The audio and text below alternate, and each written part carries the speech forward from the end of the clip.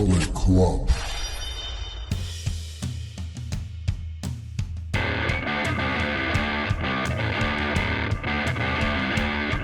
Hello and welcome back to the channel, or welcome to the channel if it's your first time with us. This is Leanne Presents. I'm Leanne, your host for this video, and with me is Alan, my co-host.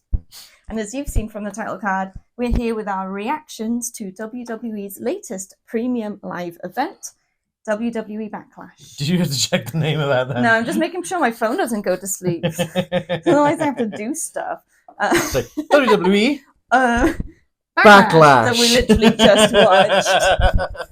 We good. So yeah, we've just finished watching it and we're recording it. We got to watch it live thanks to being in Europe. Backlash. Yes, it is our Backlash to Backlash. So this year, Backlash took place in the LDLC Arena in Lyon, France. Lyon, like Lyon. Leon. Lyon. It's a Y. Not to be mistaken with the Spanish Leon, which is an E. I don't know. You'll have to excuse my any pronunciation or any attempt at any French in this, because I don't know. Sorry. But yeah, this was Backlash. Relatively short for a premium live event for WWE. Less than 3 hours, yeah. Which is, I think, refreshing. Yes. Considering the amount of matches on the card, makes perfect sense. Not too fillery. Yeah, like 5 hours should not be, 5 matches should not be running for 4.5 hours. Like, geez. You never know if there's going to be surprises and all this stuff that stretch it out. But no, it's pretty cool. We did catch the end. I guess I'll preface this with, this is full of spoilers. If you haven't watched Backlash and you're going to watch Backlash, watch that first, because otherwise we'll tell you all the results and it won't be any good because it's reactions. So that's the first thing, but we can get into it from there. If you want to check out our predictions, we'll put a link somewhere on the screen. We did our predictions for the show, and you can see what we thought was going to happen, and then you can come back and see what happened. That's that. So we did catch a little bit of the pre-show, as I was about to start saying. Yeah, just like the last 10 minutes. And there's no matches on WWE pre-shows anymore. It's fine. So we barely watch it. But since we were watching live, we sort of turned it on ready. So we caught the end of it. And the one thing I did write down was CM Punk just like casually calling it a pay-per-view. Yeah. And then having to correct himself and getting chided by the others who were... Do you know who wouldn't have made that mistake? Someone who's actually the best in the world. Yeah. It was actually... I can't remember who the woman was who was on the panel... But she was literally said, "You've been here long enough not to get that wrong." Yeah. So that was quite fun. I can't remember. I can't remember her name, sorry. But no, it's all good. So they started the show off by doing this pretty cool looking shot of the globe and then zooming into France, showing where Lyon is in France in general, which I think is pretty cool because, we're in Europe and I have no idea where places are in France. No. So it's useful for me and must be useful for people outside of Europe as well. Although some of them are probably much more educated in geography than I am. So it's nice for me. I enjoyed that. And the other thing before we get into the matches, I think I want to address the crowd because it was such a big part of the show. I think... I'll start off by saying that it was an okay premium live event. Yeah. It was fine. Yeah. What sort of elevates it and what has elevated a lot of shows that have been outside the US has been the crowd reaction. Mm-hmm. We saw it in Clash at the Castle, which we were at. And in the one that was in Australia, is it oh my god, Elimination Chamber. Elimination Chamber. I knew that earlier and then forgot. Where the crowd is so into it and energetic, it really changes how matches feel and how the event feels. If you've got two people in the ring busting their ass to try and put on a show and the crowd just like... Mm-hmm. And all credit to this crowd. Non-stop energy the whole way through. Not a second of downtime. And while it was tiring to watch a bit... It was. But it was great to see that enthusiasm and that energy. And it just goes to show that Europe has a great crowd for wrestling. So do more stuff. I.e. bring Europe. WrestleMania to Britain first. Yeah, because you said London, Yeah. so London and first. and then take it to other places. Then you can go to France and stuff. But I'm refreshing my feeds on because that WrestleMania announcement's due to happen at, well, it could be any moment now. Any moment it's recording. I've seen a fake one saying WrestleMania 41 in Minneapolis. Some people are saying it's Vegas. So it hasn't been announced yet. We've got to wait for the official WWE post. Otherwise, we're not going to believe anything before that happens. Although something might be right. Yep. All right then. So getting into the show. Yep. The first match we have is Kevin Owens and Randy Orton versus the Bloodline. Yep. Solo Sikoa and Tama Tonga. Yep. So this is Tama Tonga's first televised match in WWE. I think that's how they phrased it. I think they've been having the same matches on, like, they don't call them house shows anymore, they call them live events. Yeah. But yeah. So that's pretty cool. Mm-hmm. And I think this was both of our most anticipated matches of the card. Yes, it's definitely mine. Yeah, it's definitely mine. So it was interesting to see that it was first. Yeah. Because this was going to be quite a high impact one. Honestly, I was disappointed it's first. Yeah. And we'll get to that as to why. I guess it's because it's the non-title match, perhaps. But... It doesn't matter. They usually throw in something non-title in the middle of it. Otherwise, you have one non-title match and then 4 title matches, and it just feels exhausting. So it was an interesting choice. So before the bell rings, we just go straight to a full-on brawl between everyone. It's mostly Kevin Owens going after Tama Tonga, Randy Orton and Solo Sikoa going at it. Yeah. And Kevin Owens also stuttering security guys. Yeah, they start bringing up referees and security, and they get the worst end of it. At multiple points, I'm like, look, you've got 2 guys in the ring at the moment, one from each team. They're fighting. Ring the bell. You could start the match right now. Ring the bell. But they don't. So after a while of that, Nick Aldis comes out with a mic and says, that's enough of that. This match is basically going to be a street fight. Yeah. Do what you want. I think the exact wording you said was no disqualification, no countouts, and then he got drawn up for the crowd. Oh, yeah, the loud crowd. And then Corey was like, it's basically a street fight. Yeah, so anything goes, essentially. Which just then, it basically just let the brawl continue, which is great. And security didn't have to keep getting hit with stunners all the time. They could go and look after themselves in the back. So, I mean, this was an action-packed start to the show. I think the one sort of highlight I wrote down, although everything was happening, there was a lot going on, was where I think Kevin Owens sets up 4 chairs in the ring, but like whacking Tama Tonga with each chair before setting it up. Wham! Set this up. Wham! The crowd is just like, oh, slap. Great. And then he puts Tama Tonga through them with a brain buster, which looked rough. Yeah. Yeah. So that sort of leads on to an interesting moment where... So, I mean, before you sort of get to there, there was a lot of sort of tables. Oh, yeah. Solo Sikoa, Samoan dropped, I can't remember if it was KO or Randy, through that table, and it just kind of exploded. Yeah. And the refs just like picking bits out of the ring. And there's one on the outside where I think it must have been Randy that got put through that one, because I think Kevin puts Tama through the outside one. And the trash cans. Drops of trash cans. Crack. Like, they were buckling so hard. I don't know what they're made of, but like, that's still metal, and it's still going to leave a mark. Like, that's still going to hurt. Oh, yeah, for sure. I don't care how thin it is, it's still going to hurt. Yeah. Just like, if I whack you with this book, it's not metal, but it's going to hurt. You know? And they were going for it. They were. And that was cool. And the bin lid as well. Bin lids. They were getting chucked like frisbees. It's crazy times. Yeah. So after Kevin Owens puts Tama Tonga through these chairs, he goes to pin and is pulled out of the ring by Tangaloa. Tangaloa being the brother of Tama Tonga. Yeah.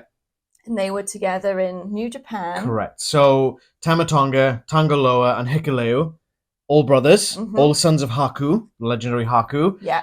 All members of the Gorillas of Destiny. Form a Bullet Club faction. So Tama and Tanga were founding members of Bullet Club. Yeah. As Gorillas of Destiny. I think they're 4-time IWGP Heavyweight Tag Team Champions, something like that. Tama, I think, had never open weight title. I think he won that from Carl Anderson last year at Wrestle Kingdom, I think.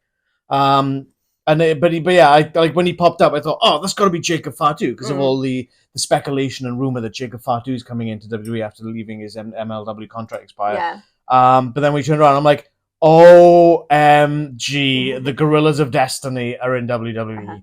And there's very much a reference by the announce team to like, Yeah. they mentioned guerrilla warfare, Yeah. and then in the next sentence, Something the like destiny or this destined, group or something. yeah.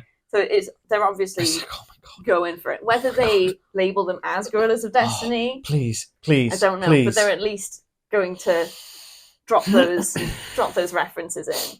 So that was a nice surprise. Tama, I was like, what? You know who else was like that though? Paul Heyman. Oh, his face. He was not expecting that. Yeah, he too. Like what's I mean, sort of thinking down the line, and the rumor is that Roman Reigns going to be off for at least 3 months, so we're not going to see him till May, June, July, August-ish. Mm-hmm. What's his take going to be on this? I know. Yeah, you know, and really I think I said it in the predictions video, and if not, I've been talking to you about it. Like, they're going to have this new version of the Bloodline headed by Solo Sikoa. Yeah. Down the line, they're probably going to have this group versus Solo, Tama, Tonga, Jacob as the new Bloodline in some sort of feud with Jimmy and Roman and Uso and Jay and probably, I don't know, someone else that they could bring in. But it's like, oh my God, this is nuts. And I am 100% going to get muddled between Tonga and Tanga. You won't. You'll get used to it. It'll take a while. Yeah. Just to forewarn call them Tama and Loa. Tama and Loa. Just Tanga mixing Loa. them up. Yeah. Yeah.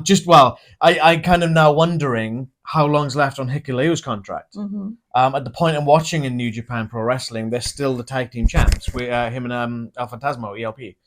So, like, what happens when his contract expires? Yeah.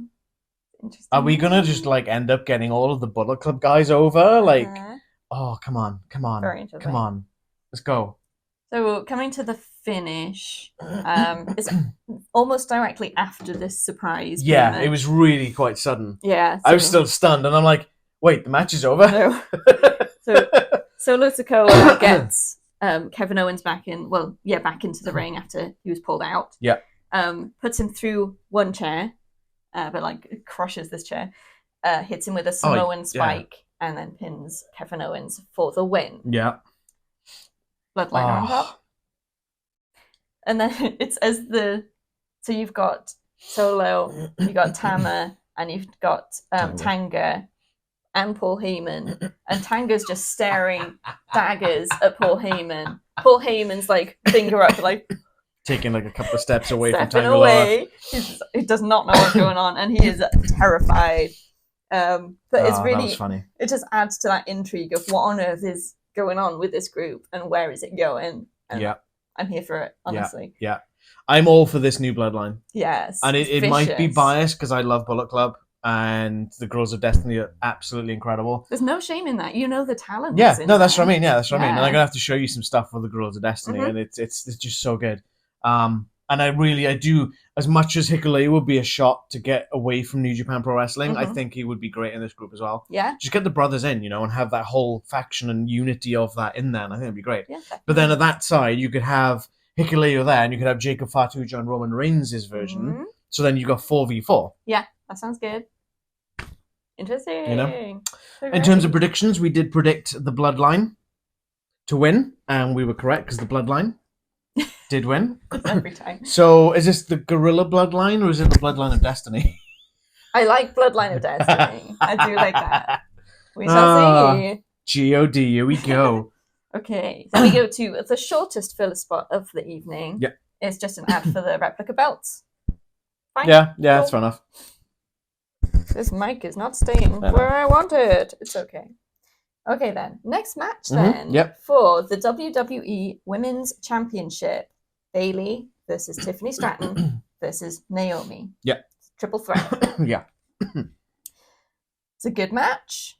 Yeah. So I think this was the match where the Simplement de chant really came in. Every time there was a 2 count, the crowd goes Simplement de, and then they start chanting it. Yeah. So it means just 2, I believe. Something like that, yeah. French. Or that was only 2. Something to that I effect. did look at Google Translate to try. I think it was just 2, rough, something like that. But every time, and there were a lot of 2 counts. And like one after the other, so they were going straight from like halfway through a chant, just starting again, like almost mechanical. Yeah. Oh, it was nuts. It's constant. Also, a lot of "Hey Bailey" song. There are a couple of times. If it was Britain, that would have been all the way through the match. It would have been a Clash of the Castle. It was all the way through the match. The supplement took over a bit. But what I did love is they were singing it while Bayley was coming out, and Bayley was singing along. It was she loves it. Oh yeah, so good. But it did like take me back to Clash of the Castle a bit, just that feeling. It's a good match. I don't think there's anything majorly special, but I've sort of written it was a bit of a feel-good match, which I guess we'll get to part of that when we get to the end of it. Yeah. But just the crowd interaction. They were doing Tiffy time chants. I think they did have some Naomi chants as well. It was just like they were like going for it. Everyone's great. Have a good match. Enjoy. Two. Yeah. One moment that I sort of took note of was Tiffany gets both Naomi and Bayley down in the center of the ring, and she tries to go for the double prettiest moonsault ever, which is a signature move. Yeah. They both roll out of the way, so she doesn't hit it, but she rolls through, stands up, which was great. Yeah. But then gets caught by Bayley and Naomi, and they hit her with a 3D. Yeah. Oh my god, that was just such a great moment. The commentator said it was a 1D, but obviously the Dudleys did it first. The 1D being the Usos version. Obviously Naomi's married to one of the Usos. To kind of make sense in that sense. 1D, but it's the same move. Yeah, it is the same move. Yeah. So I just that whole sequence was so smooth. Not the whole match wasn't smooth. There were definitely some moments. Yeah. As bad as it's going to sound, and it's going to sound like I'm ribbing on her, but I'm not, because I don't know. Naomi seemed to be like not quite on the market for a few things. There are a couple of moments. I expected Tiffany to be the weak link in the match. She's the one who's been doing this for just over a year or whatever it is. She should be the weakest link. But the only one that I spotted that was sort of off the mark a little bit, like you say, was Naomi. And it was a few times as well. It wasn't just the once. It was a few times. It was noticeable. A shame. But she did some great stuff as well. Yeah. It's like all. I think. I mean, I've got. It was a decent match. It was a good showing, especially by Bayley and Tiffany. Yes. And Naomi is good in her own right, but I'm wondering if she's become a bit complacent in the stuff that she does. So she feels that, I'm going to do that, and so be it. Well, I don't know, but that's kind of what it feels like to me. She's got like safe moves, so she'll go to them. Yeah. But may not sort of be thinking them through 100%, I suppose. And like when you've got someone on the ropes and you're on the outside and she's on the inside, whatever, and you're trying to do something, don't just stand there twerking. Yeah, that was weird. That was stupid. On Tiffany? It was awful. It looked pathetic. I find twerking a bit weird anyway. But that's just like if being a woman who can't do it. Yeah, and it's like, and I'll talk more about this later on. But if you've got someone in a position to do a move on them, you're trying to win the match. You're not going to be like, "Oh, it's time to shake my ass." Yeah, it's pandering. You're not a stripper. You're a wrestler. This is sport. yeah, sports entertainment. Yeah. Okay, getting on to the finish. Yeah. So you've got Bayley and Naomi left in the ring. They have a bit of a back and forth. I think this was just after the attempted double moonsault thing, wasn't it? I think it was really quite soon after that. Soon after. And Naomi attempts to get Bayley into a roll-up. Bayley manages to counter that into her own roll-up. Yeah. Which means she pins Naomi to win and retain. Yeah. So it's quite another fast finish. But it worked well just on that counter, and they didn't go back and forth too much. It was just like a one and done. Yeah, I like that. I really like the finish to that. I'd literally put good finish. There's too much emphasis on they've hit their finishing move, and now all of a sudden they've hit their finisher. 1, 2. Oh my god, they've kicked out of this. It's finishing moves are dead. Jesus, this is getting a bit too much now. So having this as like a backslide, I thought it was really good, or whatever sort of roll up it was. Sometimes really it works. Yeah, and it's like sudden, and it's like, what just happened? You know, and it keeps that excitement running, because then you mean it can happen at any time. Yeah. Not waiting for that finish to come. Yeah, you know, definitely agree with that. Yeah. So at the end of the match, Bayley sort of rolls sort of to the outside, and Naomi's left in the ring, but then Naomi just like crawls over to Bayley and gives her a massive hug. And tells her, get in the ring, have your moment, and raises her hand. Yeah. And that's sort of why I put it as a feel-good match, because it's sort of Tiffany's probably not happy, but that's Tiffany's character. But it was just that friendship and the sportsmanship. And they've had no qualm saying that they're good friends. Yeah. And that's great. Yeah. So it makes a difference from it always being enemies fighting enemies, when it's sometimes you've got friends fighting friends. Yeah. Because they want a decent match. And it's like, we've seen a lot, and it's like Tangent, we've seen a lot of this in AEW. Yes. With Bryan Danielson. And he fought Kazuyo Shibata, and he beat Shibata. They stand in the ring, they shake hands, they have respect for each other. He lost to Will Ospreay. And whilst obviously there was an injury angle, you could see that Bryan was respectful, and the footage of him being taken by the back, helped by Will Ospreay, and he's like, I didn't mean to do this to you, and Bryan's like, no, it's fine, I'm sure. And it's got that respect, and I kind of like that sense as well. It's like, you can have all the feuds you want, and that's great, have the bad guys versus the good guys and stuff, but you do need that kind of modesty and that sort of sportsmanship. It's a reminder that even with all of the storylines and all of that business and drama going on, it's meant to be a sport. So having some of that in there brings it back to earth a bit. So I did really enjoy that aspect. It just felt like a really nice moment. Yeah. In terms of predictions, we both predicted Bayley to retain. Yeah. We both got that one correct. Yeah, she wasn't going to lose. I wonder how Tiffany's taking it. All right, we had a bit of filler then. Yep. So there was an ad for the Kentucky Derby, which is like after the show. Yeah. But mainly so they could make sure that people were aware there's a special announcement going to happen. Yeah. I get the feeling they're waiting until after the press conference is done. Yeah. It did sound like it was press conference announcement, Kentucky Derby. Yeah. So we'll see. There's still nothing coming up yet. So for us, it's live. I'm seeing so like, what is happening? I am seeing a lot of people on Twitter feeds going, Europe needs WrestleMania, because that crowd was nuts. Good. They're recognising it. So they're saying the France was better than the crowd at WrestleMania, and they ain't wrong. They're not wrong, no. Americans need to learn And then, like, you go back and watch Clash of the Castle or Money in the Bank from last year, or even All In from last year. The crowd is electric. And it's not just Europe, because the Australian crowd is way up there as well. Yeah. And it's. I think I mentioned this to you. I didn't mention it on sort of British thing. We were talking about it earlier. And it feels like the American crowds have gotten complacent. Yeah. Oh, well, WWE's coming round. Oh, we missed it. Oh, we can get it next time. Yeah. Oh, we can get it next time. Oh, yeah, no, it'll be fine. Don't worry. For us, it feels a bit like it's not a once in a lifetime, but that's how it kind of feels when you get in there. When you say that, right? Before Clash of the Castle, the last proper premium live event was SummerSlam 1992. So that first one Nearly does feel once in a lifetime. It does feel like once in a lifetime. And for France, this is the first time ever. Yeah.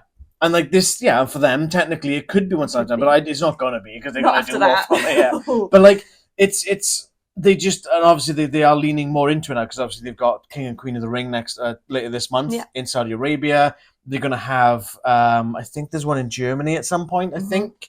But yeah, they need to do more stuff outside of the United States. And then maybe the States will be like, oh, we should have not be taking these for granted. This is something special. Just like be part of it.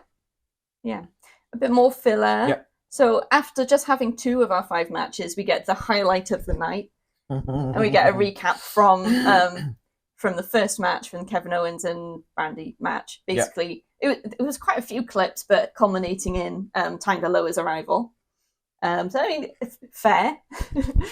Probably is highlight of the night, but how do you know that after match 2? Well, and I should have mentioned this during the Bloodline match, actually, because I've got it written down, is that when the match started and you had KO pairing off with Tama and you had Randy pairing off with Solo, they did the split screen thing. Yes. Like the replay. Yeah. But it was live feeds on both. And I really like that. And I talked about this before. I think it might have been an AEW video. It might have been when Stadium Stampede was on and All In. And I said, how can you follow this without having some sort of split screen? You need that split screen for it. Definitely. And WWE did it. I thought that was really well done. Keep that up. Yeah. And then, like, going back to the crowd, because obviously we didn't know. But the crowd were nuts for Kevin Owens and Randy Orton and the Bloodline and that. But as soon as Tonga Loa turned up, they just went, what? Because they were so shocked. You could almost hear a pin drop, you know? It was that kind of level. It was like, whoa. It was a good kind of... Yeah. It's like when Taker's streak got broken at WrestleMania 30. It was that kind of like... They're just speechless. What's going on? My head was in my hands. I was like, oh my God, Tonga Loa? What the hell? Who is that? Yeah. That's me. And then, like, as soon as I figured out, I thought it was Jacob Fatu. If it's, it's Jacob Fatu, it's Jacob Fatu. Oh, wait a minute. Expletive. Oh, holy expletive. That's Tonga Loa, and I'd explained it to you, and you were like, oh. Here for it. Yeah.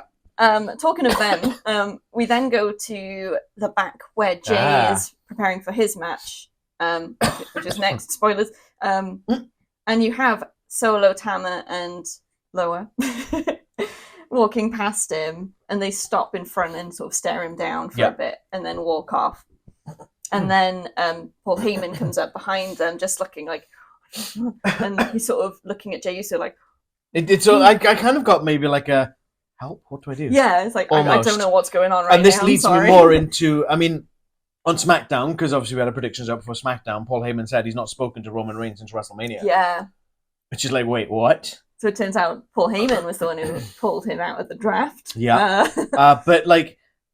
This leads even more into me now thinking that it'll be Roman, Jimmy, Jay, possibly Jacob Fatu. Yeah. But it all obviously hinges on getting the fourth member on each team. Yes. If Hikuleu's contract does come up and he goes over to join his brothers, then we're 100% getting Jacob Fatu on Roman Reigns' side. Yeah. And this could be why Jacob Fatu hasn't debuted yet. Yeah. Because he has to sort of wait for Roman see to what's come going back, on. maybe. Yeah, so see what's going on, yeah. Yeah. So yeah, interesting. I'm so interested in what's going to happen there. This new Bloodline storyline is so much better than the build-up to WrestleMania. And the Bloodline storyline just been up and down. It's like an ECG. Disinterested, way into it. Disinterested, way into it. Yeah. We're on a peak right now. Oh, yeah. And I hope it stays there for a bit. Yeah. That sort of leads us nicely on to our next match. Yep. This is for the World Heavyweight Championship. We've got Damian Priest versus Jey Uso. All rise for the champ. Le champion. So this is like the first music. Well, they couldn't really sing along to Solo Sikoa music, but the crowd can sing along to like most of it. Yeah, I see what you mean now. Yeah, they can't sing along to Damian Priest music because it's quite new, which is fair. They love Jey Usos though; they were all for that. The whole yeeting thing, and Jey just leans right into it as well. He's getting them going. He's like going to a single part of the crowd and doing a single yeet, going to the next one. It's great, but Damian wasn't happy about it. It's another good match. Another one that could lead into storyline stuff. Yeah. Interesting. So, Damian Priest and Jey Uso are great. Yeah. Great wrestlers. I'm not a fan of this yeet thing at the moment. No. It's a bit ladsy for me, I think. If you know what I mean. Yeah. You know, the lads. It's not really us, but it's fine. People enjoy it. Whatevs. But we're definitely Damian Priest people. Yeah, absolutely.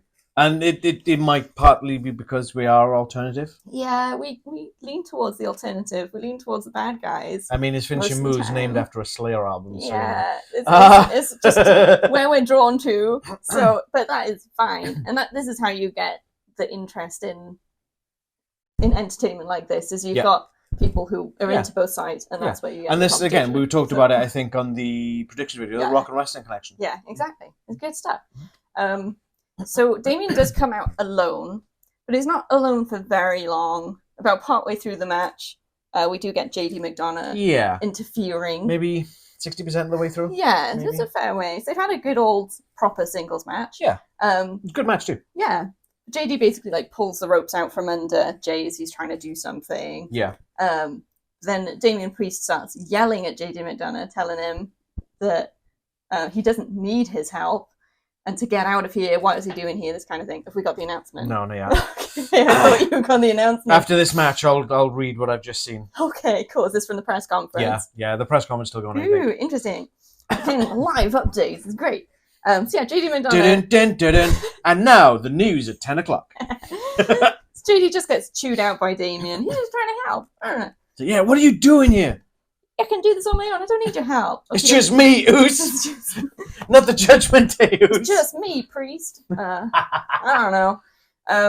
Later on, we also get an appearance from Finn Balor. Yeah, I think Jay was going for his frog splashy kind of Uso splash. So Finn tries to do something, but just gets taken out by Jay, but it still sort of causes a distraction. Yeah. I don't think Priest saw that either. No, it doesn't seem like he did. Because I think I think Jay got crotched on the top, or was he on the top and Damian crotched him? Yeah, so I think Finn distracted Jay enough to be on the top at the right moment. I think. Not sure if that was the same time. It might not have been. I might be losing them being on different corners. I might be losing my timeline a little bit there. A lot happened. Carry on. Right? Carry on. Yeah. So that happens. Then the next, it's mainly the interference bits I've written down because I'm like, it's all leading to the storyline. So there's a moment where Jay hits Damian Priest with like 6 super kicks, one after the other in different positions, and he's just like, it's. No, it was. I don't think it was kicks. I think it was. I think it was punches. Definitely kicks. Oh, the kicks. Definitely kicks on this bit. You might be thinking of a different maybe, part. Maybe. So there's loads of kicks. Then Damian's down, so Jay hits a splash off one of the ropes and almost pins Damian Priest. But JD manages to put his foot on the ropes. Yeah, I'm with you. So at this point in my head, I'm like, yeah, Damian, you kind of did need the help there. You kind of did. So JD did a good job, I guess. But I don't think Damian's going to be happy about it. But nothing sort of comes of it in that moment. No. So my next bit comes to the finish. If you've got anything else you want to add before we get there. No. Okay. I mean, the only thing I've got is it was a good match. Yeah. I feel that Damian kind of needs to be able to shine on his own. Yeah, I think that might be where they go. Yeah, and I'm kind of all for that because, like I said, previous videos, I've been a fan of Punishment Martinez, Damian Priest, whatever you call him. His music does reference Punishment. Yes, which I find interesting. Yeah, I think it's obviously a throwback to his previous gimmick. Mm-hmm. But yeah, I think he just needs to be able to shine on his own because he doesn't need anyone. You don't need no one. All rise for the All rise for Le Champion. Le Campion. Wait, it's El Campion. And it should be Senor Campion. Senor Campion. So, getting to the finish, Damian hits a South of Heaven from the top rope. Oh, yeah. And pins Jay so to win and retain. Whoop, whoop, still Senor Campion. Still the champion. So, after the match, JD and Finn, as Judgment Day would, head into the ring and start attacking Jay. The surprising thing is Damian then storming in and he yeets JD. Quite aggressively pushing both him and Finn Balor off and saying he's done, that's enough.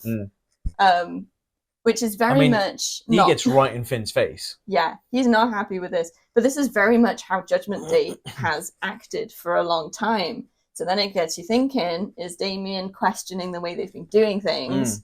Or is he trying to change? Is he trying to change them, or is he thinking about going? I'm wondering because obviously Priest had a lot of fanfare for winning the title. Yes. With Mami being out with an injury, Dominic's out with an injury. Yeah. Are they thinking of pushing Priest on his own? Maybe. And not having him in Judgment Day? Yeah. So I completely get that I need to show that I can do this on my own bit. So the being annoyed at them for interfering. But the being annoyed at them for attacking afterwards, when that's kind of their MO, that's the bit that's getting me wondering. Yeah. So yeah, maybe he's going to be going on his own. Yeah, maybe.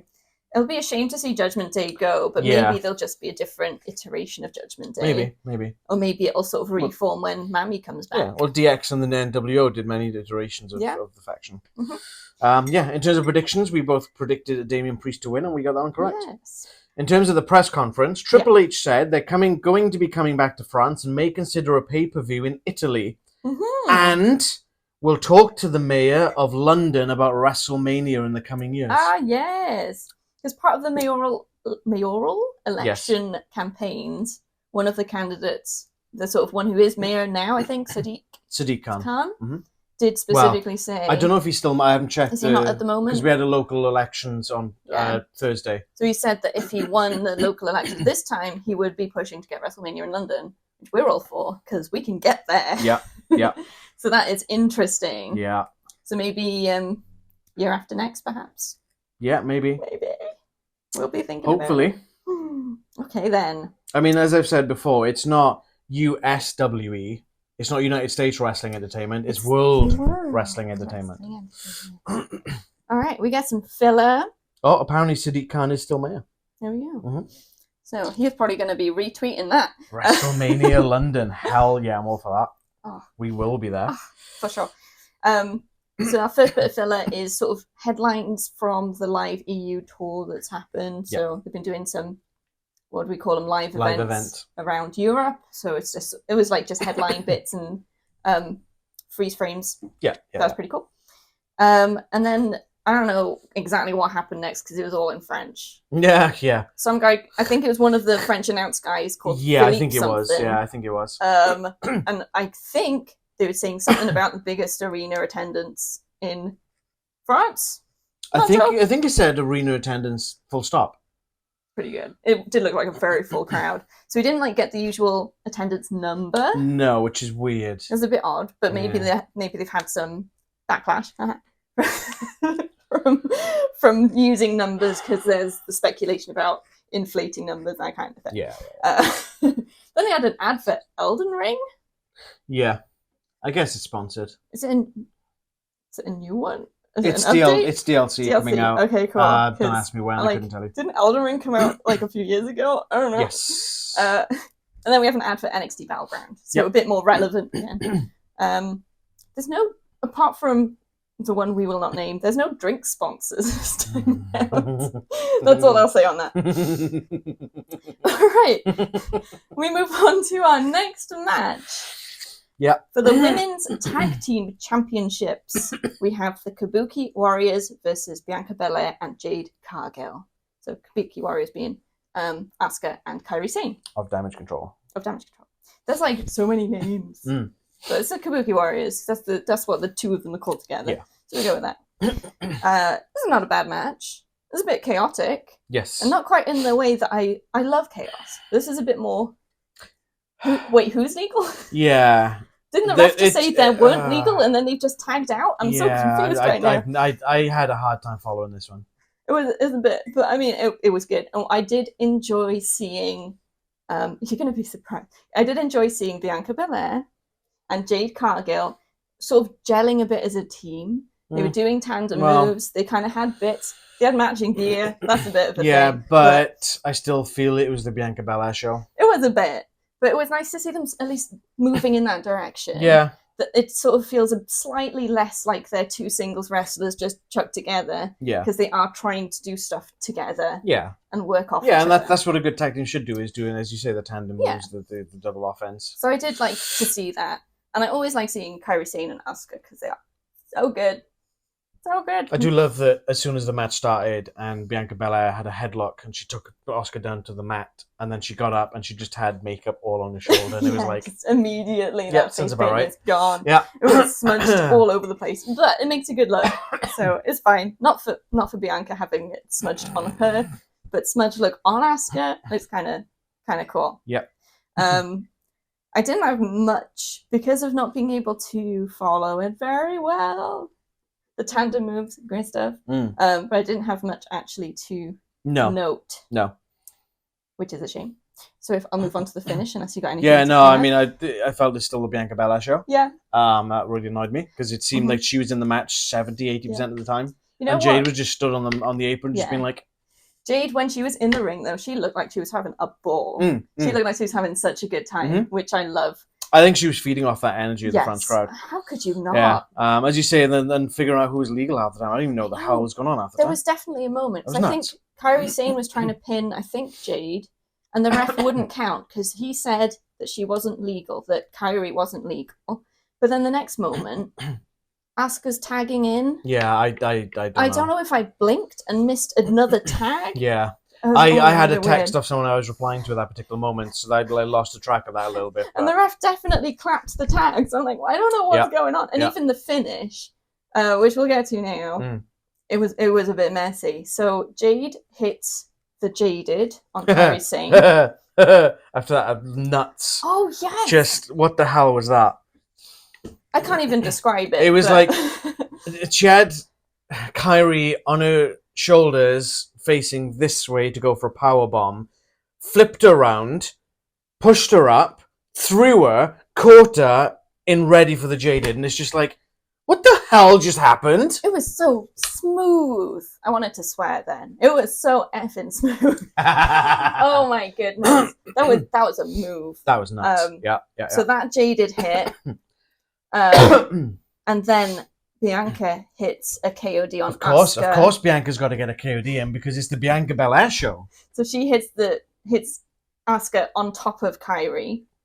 And then rolls Asuka off Kairi and pins Kairi for the win. Yep. So that was a bit like, wait, who's legal? I don't know what's happening right now, but she knew, so it's fine. But yeah, so that makes... Sorry, Seth Rollins has shaved his face and he might have shaved his head. Oh my goodness. Okay. Top news, guys. Fresh off the press. I don't know if that's just tied back, but that side there, where I've got hair, he's always had that, right? Why is he giving me Happy Corbin vibes? Oh, please don't. No, please don't. And then, It's obviously... the hat.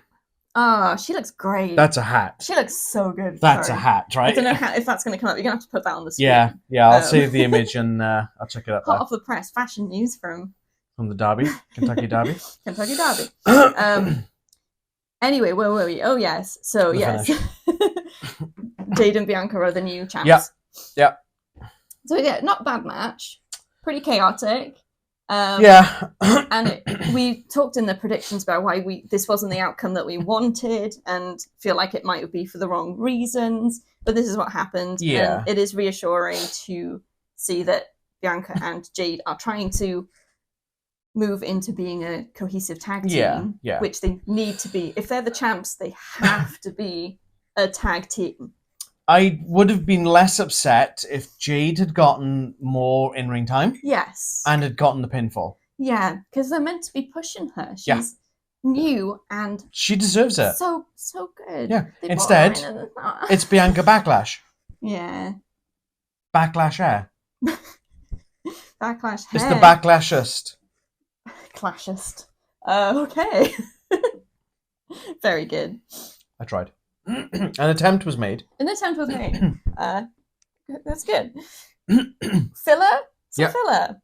An ad for Superstar Sunday, Rivals and Treasures, which is happening at the moment. Ad for merch, standard. And then they talk about the press conference, which is happening, and the announcement.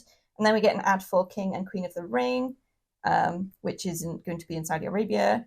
And they mention that the tournament for King and Queen of the Ring starts on Raw, and they put up some of the the first round matches, cool, which I did not write down because you can look them up if you want to know. Yeah. So that brings us quite neatly, not exactly neatly, but to your favourite segment of the show. And oh no! Hang on. You're gonna have to hold it. I think it's just been announced. Ooh. Oh, that's late. WrestleMania Vegas. April 19 and 20. Oh, that's closer to my birthday than yours. That's unusual. Is that real though? Oh, that could be a mock-up. I'll wait until I see that, but that does look pretty official. The signs of the PLE and signs of the PLE. You're gonna have to hold that really? on. We don't want to get cancelled. It's a travesty. The sign's just gone wrong. Do I need a new sign? I don't know. Let me know in the comments. Should I get a new sign or just continue with this Frankenstein monster of a thing? That's not a nice way to talk about your husband. All right then. In third place, yeet on me, Ooze. You can take that as you want to. That is on you, not on me or the maker of this sign. Second place, which we saw multiple times in different parts of the arena, bring back heel Doink. He was wandering around to get as much coverage as he could. I'm all down for that one. Yeah, all down for that. And my favourite sign of the show, and the placement of this one matters, it was by the Timekeepers area. Don't hurt Samantha. Which I liked because we all love Samantha. Yeah, she's crushing it. Is great. The crowd are just like going along with her in France, just saying all the same words. And she's a treasure, and she must be protected. And she sits in a very, very vulnerable part of the arena in that area where people get speared through a lot. Definitely don't hurt Samantha. Right, I'm seeing this image pop up from multiple people. WrestleMania, Las Vegas, April 19th and 20th. There we go. You heard it here. Not first, probably. But... Why is it later? Oh, sorry, carry on. So yeah, if you are the person or know the person who owns that sign and you can prove it, Let us know in the comments. Oh no, it's all gone wrong. That's still a P. It's fine. We've just lost the L. Signs of the P. Get in touch in the comments. We'll find a way to get a little prize to you as the winners of Leanne Signs of the PLE, Leanne Signs of the PLE. And yeah, definitely let me know in the comments if you think I should get a new sign. Otherwise, I'll just Frankenstein it a bit. Maybe some staples. We haven't got any staples in there. Yeah, but then if we want to take them off for the PPVs. Oh, that's true. I'll work something out. I might do like some sort of slidey thing, like in a pop-up book. We'll see. Anyway, guess what? What? It's time for the main event. You didn't do it with me. I'm sad. So this is for the Undisputed WWE Championship. Not Universal anymore. No, it's not Universal. It's just Undisputed. Cody Rhodes versus AJ Styles. And here's where maybe the most annoying French crowd moment. So they're still doing the 2 count thing, but now there is apparently this song about phenomenal something. It's got lots of la-las in it. I think it's a football song, probably. It sounds football-y, and they sing it constantly. Talk about the energy. This is the last match on the card, and they have not gone down in volume, not gone down in energy. In fact, they just go through this song and the 2 count thing for this whole match. Crazy. It's nuts. Crazy. It's nuts. It's a solid match.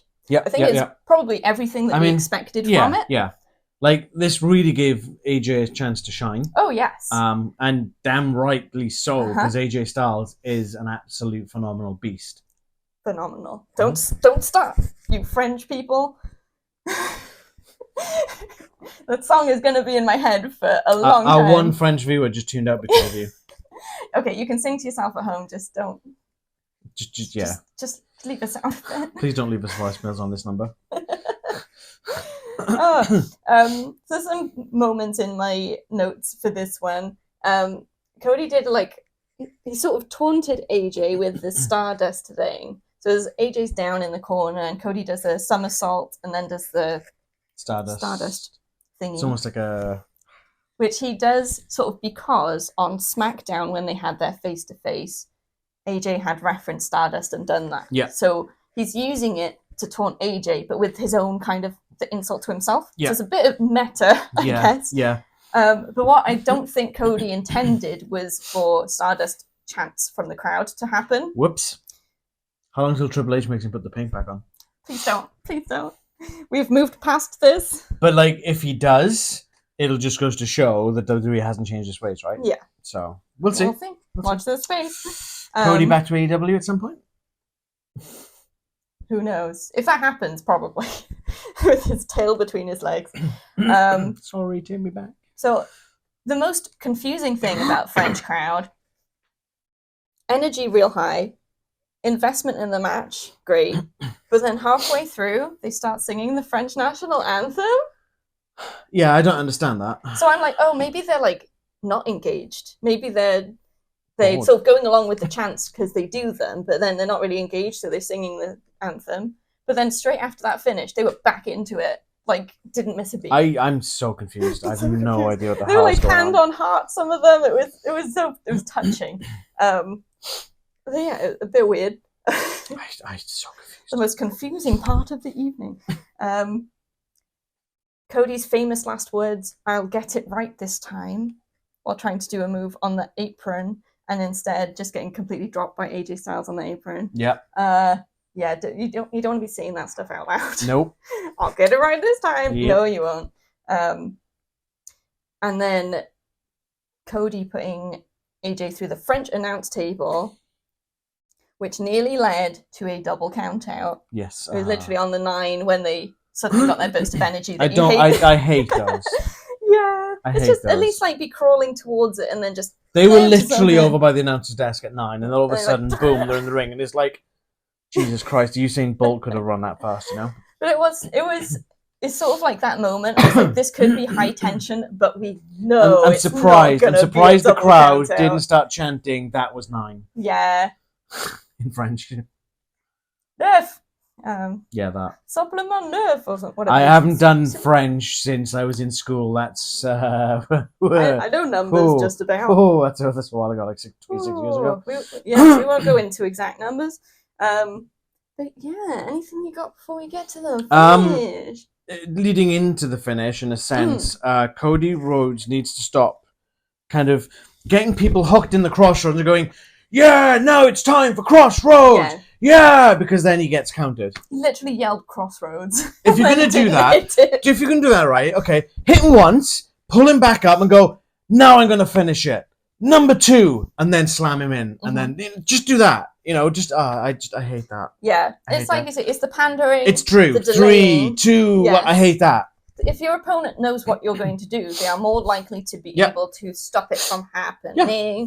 That's like me carrying a gun going, I'm going to shoot you in the face in 3, 2, 1, bang. Exactly. Exactly. You know? Same thing. Same thing. Apart from no guns are involved. Only bullet clubs. Yeah, completely get it. It's sort of a bit of a get the crowd going thing, which I kind of get. They didn't need it. Side, they didn't need it with this crowd. Absolutely not with this crowd. They were already there. All right then. Yep. So Cody manages to hit eventually a crossroads on AJ Styles and pins him to win. Yep. Mm-hmm. So it's not like anything we didn't expect, but like you say, great time for AJ to shine. And yeah, it's a solid match. Yeah. Nice end to the show. Yeah. As we mentioned, sort of hyped up by audience. Yeah. Apart from the French national anthem, which you're like, yeah. But there we go. In terms of predictions, we both predicted Cody to retain. And we got that correct. And for the last one, I think we mentioned we both predicted Bianca and Jade to get the belts, and they did. So what does that mean, Leanne? We got a clean sweep. Maybe we should put bets on Vegas. Is this a good thing or a bad thing? The problem with Backlash, and I guess we're heading to the final thoughts in this sense. The problem with Backlash, and so if anyone who's just skipped to this, I'm not going to give anything away from any of the matches because that would be a dick move. But like it is literally, oh well, you've got all these new champions from WrestleMania. You need a way to showcase them, and that's basically what this PLE is for. It is too soon after WrestleMania to have belts on the line. Yeah. And I mean, you gotta have some. Not true, right? If someone retains at WrestleMania, then they have a title match at Backlash and anything is up for game. Yeah. Right. New champions, not so much, because that's their first, as they say, first televised event, and that's to televised defense. And then it kind of just leads into that, and it's kind of building up that resume almost. If it's someone, let's say, for example, Roman retained and he was fighting AJ this one, there was a high chance AJ might have won it because Roman's already had the belt for X amount of time. True. For example's sake. Yeah. So I think like it's similar for all of these predictions. We felt quite easy. Yeah. Yeah. Perfect example. Look, Kabuki Warriors. Yeah. They didn't face anyone for the. Well, they obviously fought at WrestleMania. They didn't take anyone in for the belts at WrestleMania. That's true. But they've held the belts for X number of months. I can't remember how long they've had them for. But they were the only ones who lost their titles. And that was probably the hardest one for us to predict. And our reasons, if you go back to our predictions for what we said, it was more like the political side of things. Yeah. So, yeah, it's a bit too predictable. But that doesn't mean I didn't enjoy this show. Yeah. Although the repeated chants did get a little bit annoying. I honestly got really fed up a bit. It was just draining me so bad. I was just imagining if we'd been in that crowd, I'd have been like just going along with it. Probably draining myself. I probably would have killed someone. I'd have like collapsed after leaving, but I'd have just gone with it. You'd have just been sat down at one point, just like, I can't do this anymore. In go my AirPods, noise cancellation. Let's watch the match. But it's that, just imagine that atmosphere. It comes to the point where they're singing that phenomenal La La La song, and the hard cam is shaking because they're also jumping when they're doing it. It's hard cam. It's meant to stay in one space, not doing anything. Just up and down. It's crazy. Anyway, so what was your least liked match of the entire card? I think, as predicted, it was the women's tag match. Agreed. It wasn't like a bad match. No. But I just feel that Jade needs to have more of a showing. Yes. Because it, like I said, it is almost feeling like the Bianca Belair show. Yeah. I really don't like that. And we know tag matches can be hard to follow. This was sort of a bit extra hard to follow. So maybe that was just me. Maybe my attention lapsed. I don't know. But I know you found it too. That could be the same. Yeah. And also, we explained why the result maybe wasn't what we wanted. And that always makes a match a bit lower down on the list. Was yours the same? Yeah. Exactly, yeah. Favorite match? In terms of favorite match, what was that? And the reason that anyone's tuning into this, like, why is he getting her to go first? She's very suggestible. So if I say something, there's a very high chance she'll be like, oh, yeah, that's a good point. I'll go for that.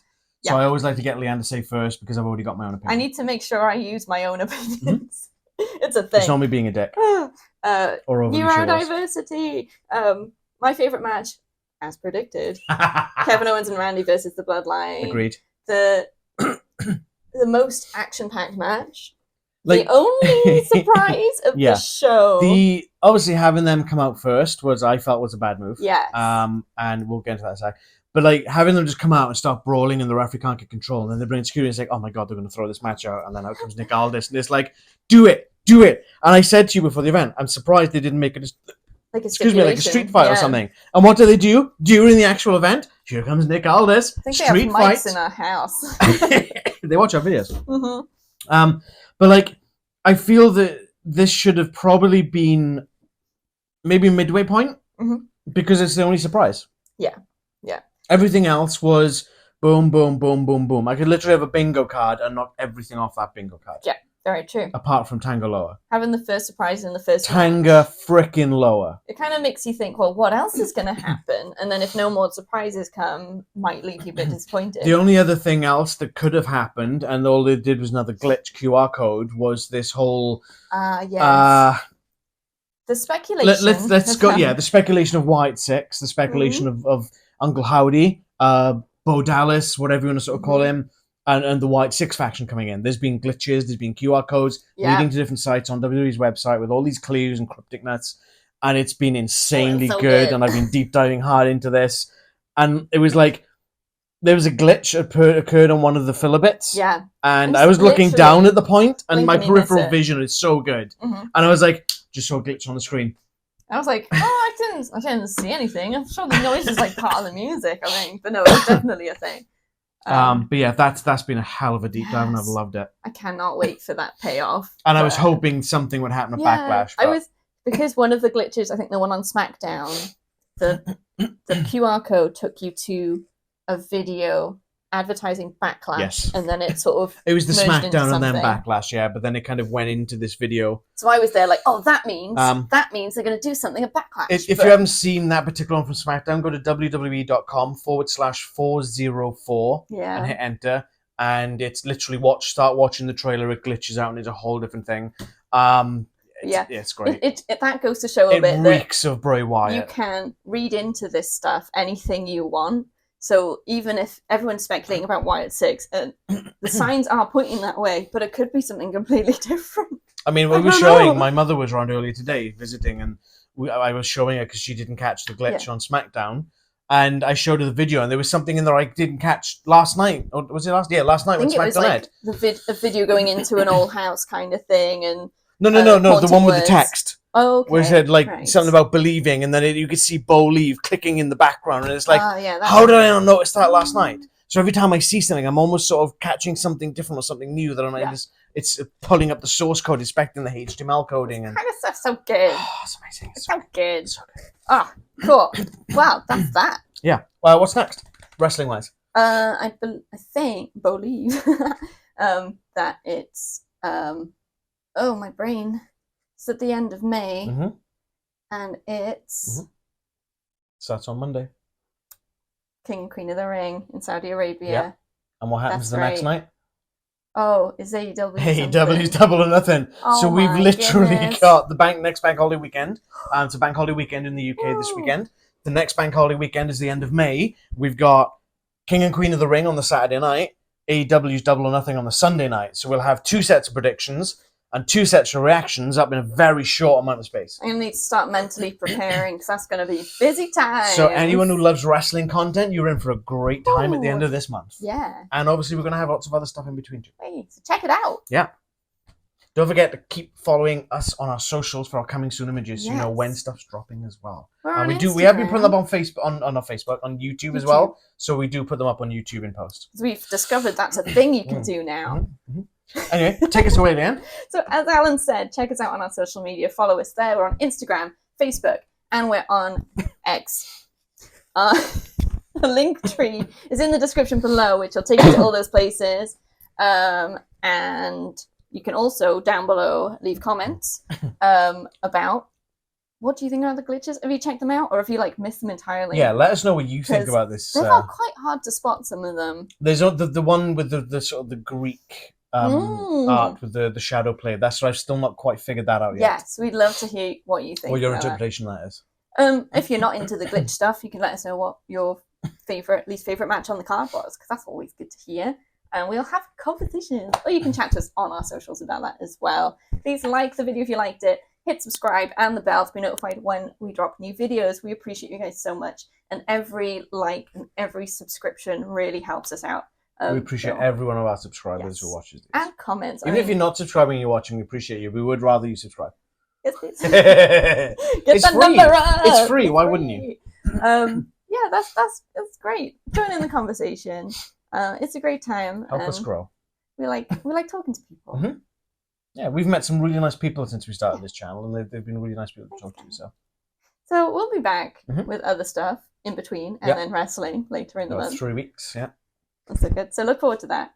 And until next time, all you have to do is believe, right?